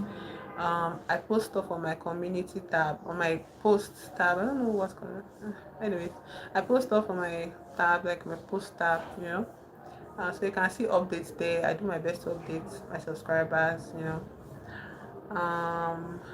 Yeah, my genealogy, I'm 50% Nigerian. Who knows what tribe? That's interesting. I think you don't have to worry about your tribe, to be honest. As a Nigerian, yeah. I think that's cool to have Nigerian, you're glad that you're so curious about Nigeria. Don't worry. If you come here, you enjoy, Nigerians will treat you nice. And as long as you have a sort of income, tribe does not matter, my dear. Don't worry about tribe. Tribe does not matter. One bit, at least in my books here, tribe does not matter at all. People that talk about tribes are people that are close-minded and they are sort of, I don't know how to say it. Just not people about Africa. Yeah, I think you should expand even more because you discover a lot of wonderful things about Africa as a continent and then as a place with a lot of different kinds of people. You understand? I feel like you'd have fun with discovering more about Africa, more like you have to do more research actually. You have to do more research about Africa and countries in Africa and then people of Africa, but we're not just one people, we are from different countries, okay, and each country is unique, so prettily unique in its own way.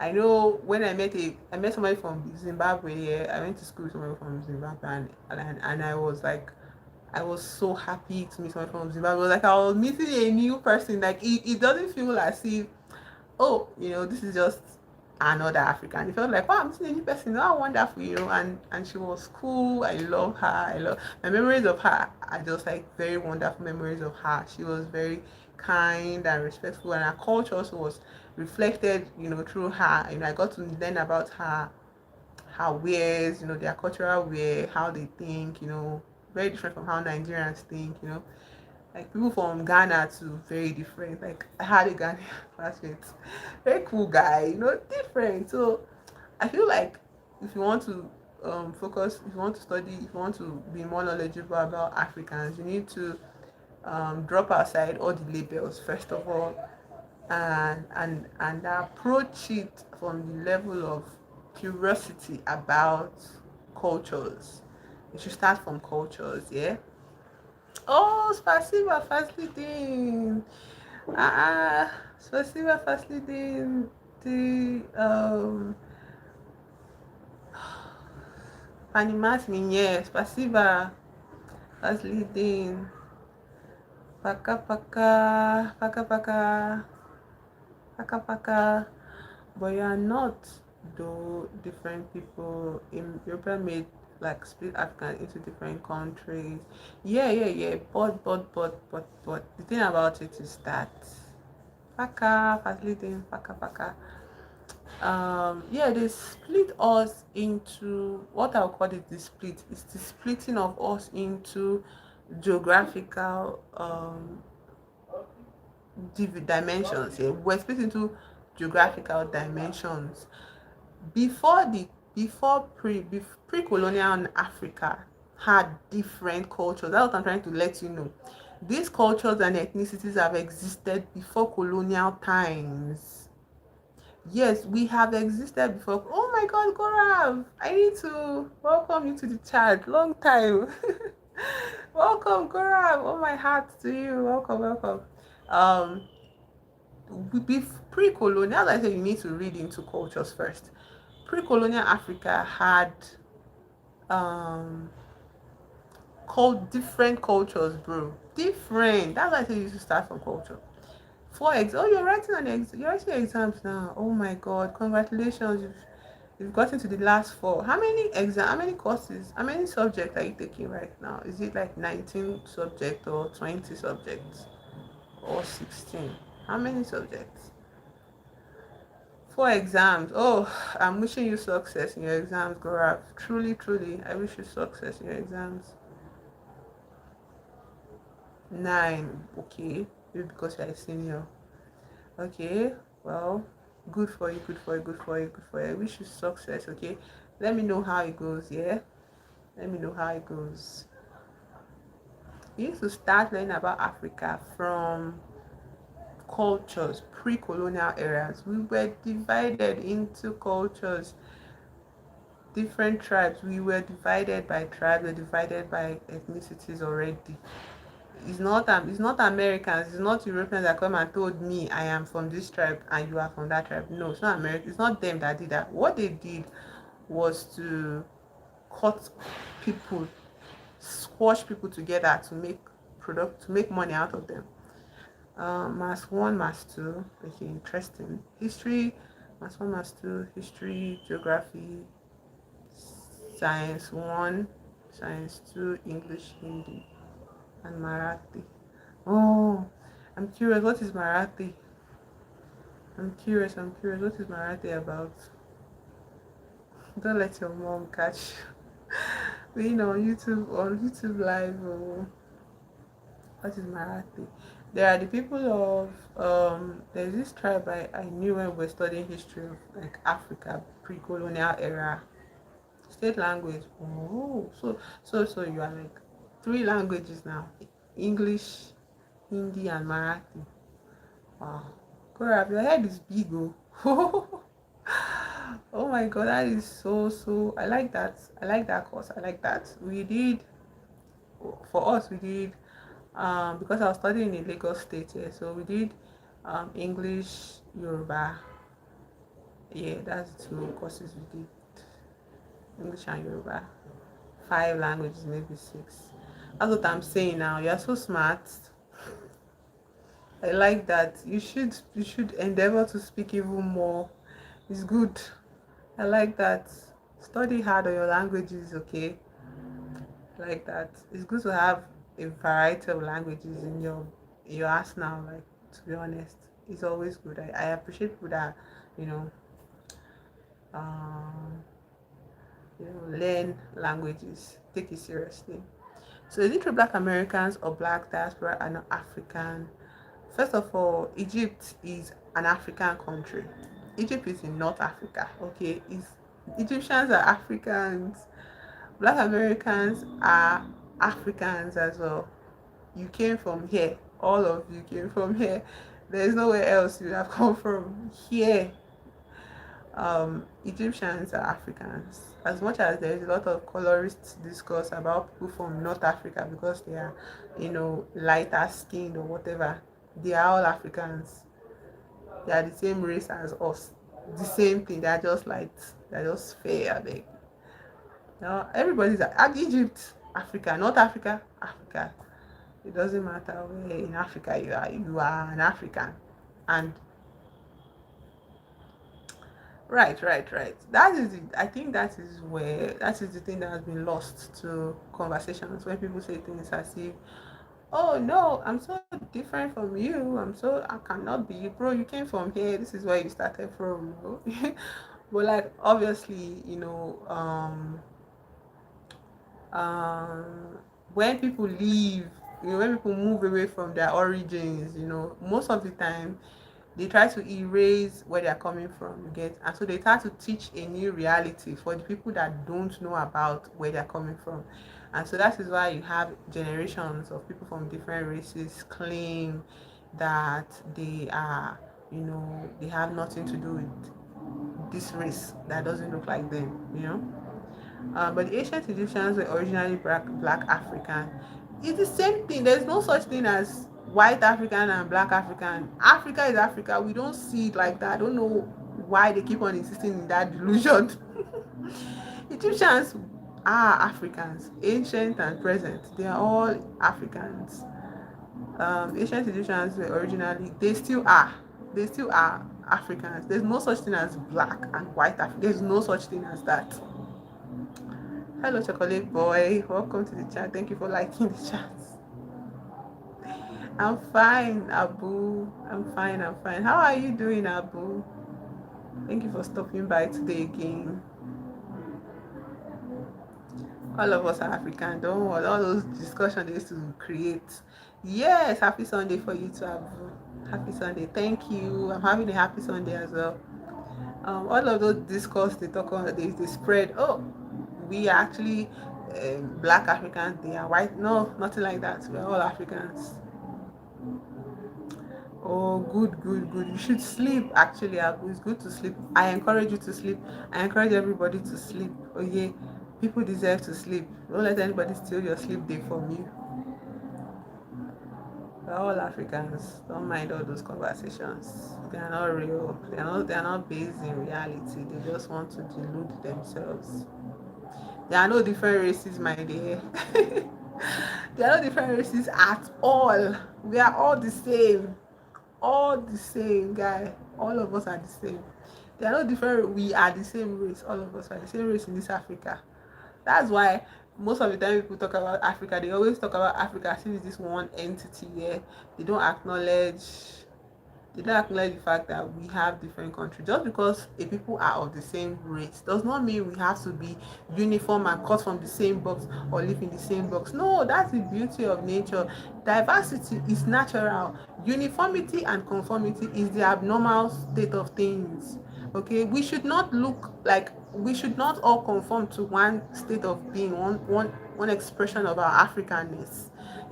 We should not all like be that way. We are not robots. We're not manufactured in a lab. We are spontaneous. We are existing. Okay, so we are going to be in different shapes and forms, even though we are of the same race. Okay, there's diversity in oneness. In fact, diversity should even thrive in oneness than all of that. Hello, Abu is just here with the lines. Thank you so much, Abu. I'll take that as a compliment. There's no different races in Africa. Yeah, they are not. We are expressed in our being, in our forms differently, but that does not change the heart of what we are, which is one race. Cannot change it. I cannot look like somebody. I may not look like somebody from Ethiopia, you know, but two of us are Africans. Nothing will change that fact. You cannot deny. They cannot deny it. I will not deny it. They're all Africans. Um, okay, so several things your statement. Africa is a continent. It's not one country. India is a country. Africa is a continent. India is a country in the continent of Asia. Africa is a continent. Nigeria is a country in the continent of Africa. It's not hard to develop the country in such a place. You understand the way you're speaking about. There's nothing, yeah, it's okay. There's nothing wrong with being dark skinned. There's nothing wrong with being dark skinned. Okay, it is very natural for our skin to be the way it is. Very, very natural. It is not hard. There is no hardness of it being. Okay, it is just a, what do you call it, an adaptive feature. Yeah, we cannot be living in a place where the sun is directly hitting us and we shrivel up and die because of the sun burning us. So we develop melanin. Okay, develop melanin, and melanin is our protector against the sun. It is an adaptive feature. Sheep in Europe grow wool, massive loads of wool. Sheep in this country don't grow wool because they will die from suffocation because of the heat. It is an adaptive quality. It is not a difficulty or an ease of being. Sheep in Europe, if they don't grow wool, they will die from the cold. Hi, Abu. Thank you for stopping by. So sheep in Europe will die if they don't grow wool because of the cold. So they have to grow wool. Okay.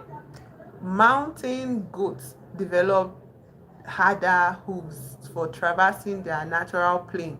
Mountains and goats that live or adapted to level ground, don't grow the same hooves as goats that climb mountains and live in the mountains. Yeah, it is just adaptive. It is natural. It is spontaneous. It happens. It is how human beings are intelligent. Okay, they're like, oh, I'm in this area of the world. The sun is harsher here.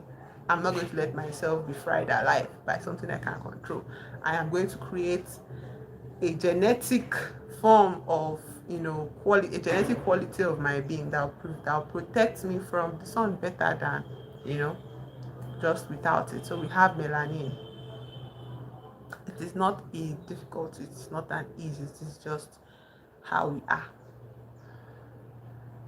So that is why, you have to keep on learning and learning and learning and learning, about, places and people that you meet, and that's why I too keep on learning about, different places. I gather so much information about certain places in the world, not in preparation to travel or live there, but just to know, because I feel like human beings who have not even gotten to the end of knowing all of it, all of what it is to be a human being yet. Yeah, it is a class society. Nigeria is very classist. Yeah, we are divided into classes. We have very very poor class. We have middle class, and then we don't even have upper class. We have from middle class to elite. So the middle class is divided into different stages as well too.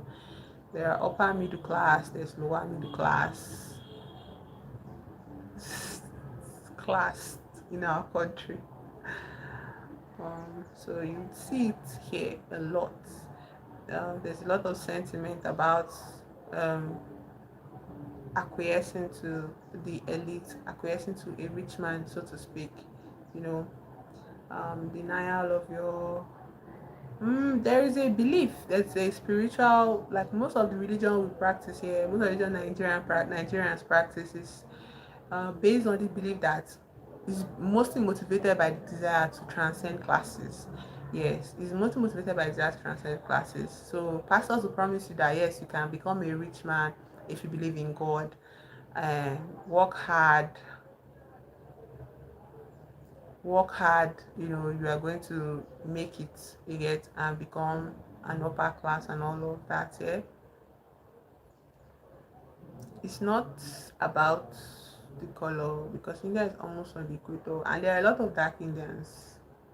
No caste system, no, we don't have caste system, we have class system. Classes as in wealthy class, poor class, middle class. Those are the classes we have here. We have the wealthy class, the elite, we have middle class, and we have poor class. We don't have caste though. We don't have caste system here at all. No, no, no, no, no. But colorism is very real in our country. It's not about color because India is also equator. Yeah, Indians also have melanin though. Indians have melanin.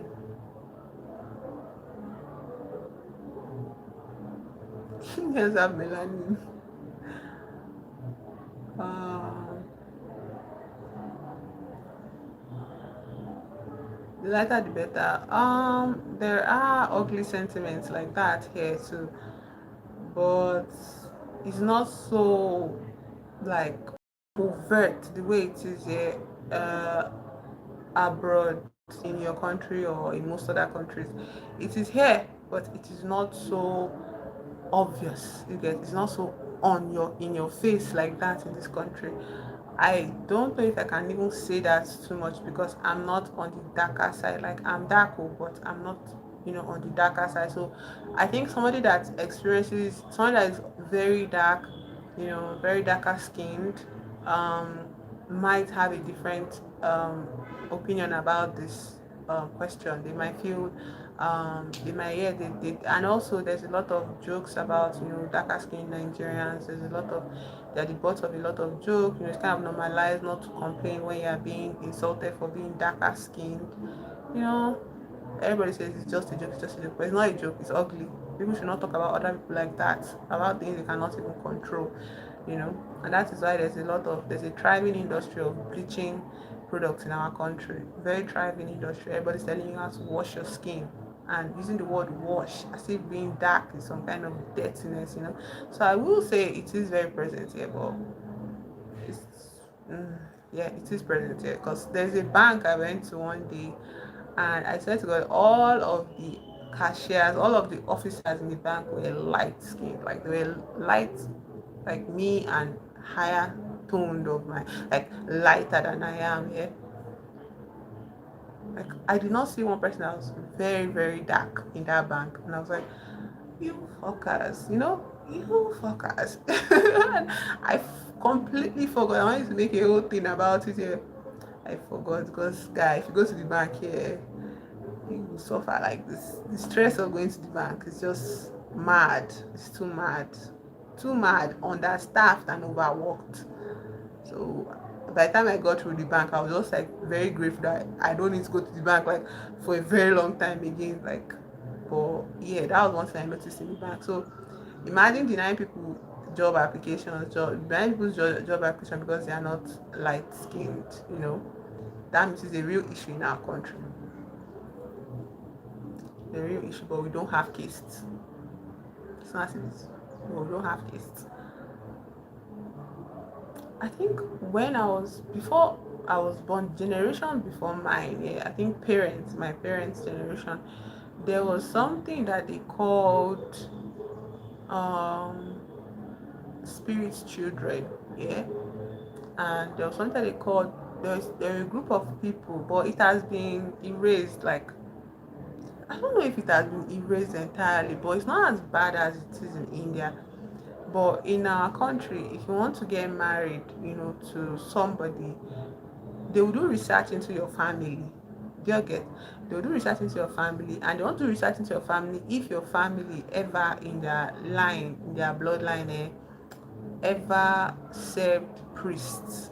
There's something about that because Nigeria has religions, yes, like traditional religion and traditional worshippers. It was very normal then before we became colonized, and then they forced Christianity down our throats, and made children, give their lives to Christ in schools through the use of education and all of that.